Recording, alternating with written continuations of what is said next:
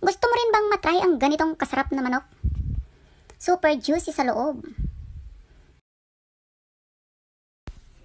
Panoorin nyo kung paano ko ginawa ang manok na ito para malalaman natin. Ayan, hinugasan ko na muna yung chicken. Siyempre, inilinis ko muna ng asin, ganun. Tapos, prepare ko na rin yung garlic and lemon. Then, magic syrup. Ayan, tapos, soy sauce, sugar, salt, everything. Ayan. Nilagay ko siya sa isang kawali, kasirola. Kasirola pala. Pot. Ayan. Binabad ko muna within 30 minutes. And then, hinimas-himas ko yung manok dun sa loob.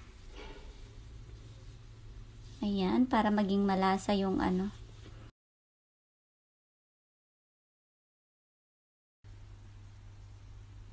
Tapos, ayan, yung garlic, hindi ko tinanggal yung balat, pero hugas naman yan, guys. Tapos, ayan, pakuluin na natin. Ayan, kumukulo na yung ating manok. Nilagyan ko na rin siya ng spring onion. Babaliktarin na rin natin. Yan, baliktad na siya. Para manunuot yung lasa sa laman. Tapos, prepare na rin natin yung oven. Habang pinaprepare natin yung oven, pinatuyo muna natin yung buong manok.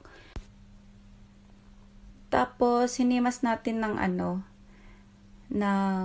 butter, yung balat ng manok. After nung butter, nilagyan ko na rin ng yung sauce. Yung sauce no galing dun sa... Mabilis lang yan. Ayan. Mga 30 minutes ko lang sa oven or 20 minutes ganun. Sobrang sarap. Hindi kayo magsisisi pag ginawa nyo ito. Ayan. Ang sarap talaga.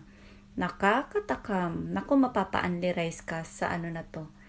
Sa chicken na to pag ginawa mong ganitong luto. Ayan. Titikman ko rin yung leeg ng manok. Ayan. Yung leeg lang muna ang inuna kong tinikman. Pero, masarap talaga siya. Yummy! Thank you for watching. Bye guys. Try nyo ito. Masarap.